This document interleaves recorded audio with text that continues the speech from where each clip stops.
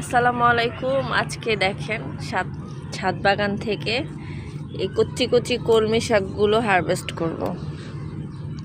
এরকম ফ্রেশ শাক কোথায় পাবেন বলেন তো? একমাত্র ছাদ বাগানেই পাবেন। আর যাদের ছাদ বাগান নেই তারা কিন্তু চাইলেই বারান্দায় ছোট ছোট টবে বা ছোট ছোট তেলের বোতলগুলো, 5 লিটারের বোতলগুলো, সেগুলো মাশাআল্লাহ দেখেন কতগুলো শাক হয়েছে। এগুলো কিন্তু সব একদম ফ্রেশ শাক। এখানে কোনো প্রকার সার বা কোনো প্রকার কিচ্ছু দেওয়া হয়নি। প্রত্যেকটা শাক এতটা ফ্রেশ, দেখেছেন? কিছুক্ষণ আগে বৃষ্টি হয়েছে, দেখেন আকাশটার অবস্থা। এই কিছুক্ষণ আগে এক পশলা বৃষ্টি হয়ে গেছে, তো ভাবলাম রাতের জন্য একটু শাক হারভেস্ট করে নিয়ে যাই। এগুলো রাতের খাবার হিসেবে হয়ে যাবে। আর প্রতিদিনকার খাবারে এক মুঠো শাক না হলে আসলে ভালো লাগে না, সেটা যে বেলাই হোক না কেন। তো কার কার শাক খেতে ভালো লাগে অবশ্যই কমেন্ট করে জানাবেন। এখানে অনেকগুলো হয়েছে। আর আমার ভিডিওগুলো আপনারা অনেক বেশি পছন্দ করেন, বাগানের ভিডিও, আমার ছাদ বাগানের ভিডিওস। তার জন্য অসংখ্য ধন্যবাদ আপনাদেরকে, যারা আমার ভিডিওস দেখেন। অবশ্যই ভালো লেগে থাকলে একটা লাইক কমেন্ট শেয়ার করতে ভুলবেন না।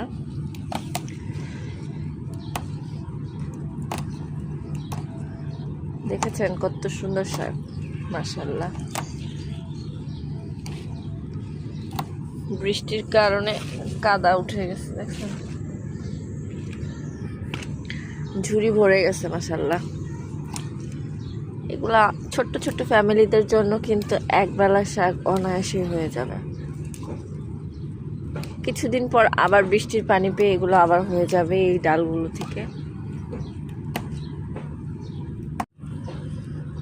দেখেছেন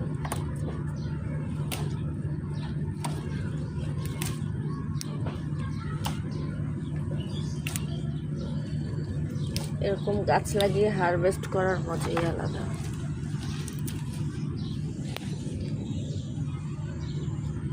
ছাদে প্রচুর পানি হয়ে জমে যায় অল্পতেই।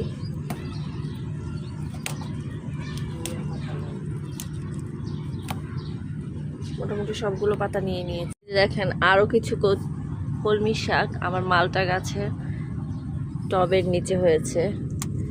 এগুলো তো বাতি হয়ে গেছে না তুলতে না তুলতে।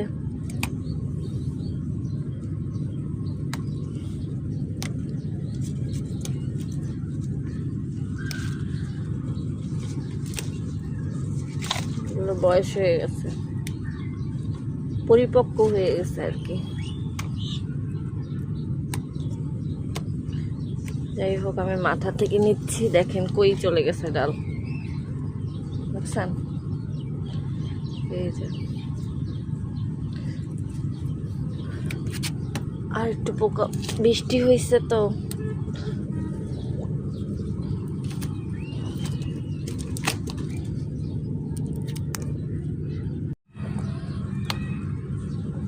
বিসমিল্লাহ, দেখেন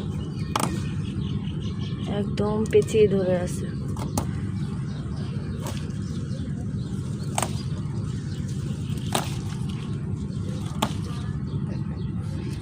একদম ঝুড়িটা ভরে গেছে, মাশাআল্লাহ।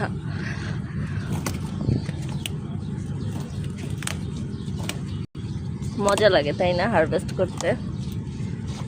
আমার তো বেশ ভালোই লাগে।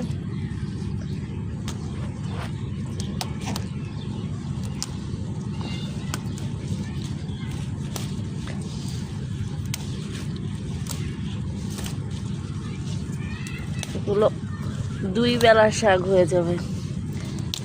বাজার থেকে আনলে 2 মুঠি শাক যেটুকু পরিমাণ হয় ঠিক ততটুকু পরিমাণ হয়ে যাবে। আর বেশি নিলাম না, মাশাআল্লাহ। দেখেছেন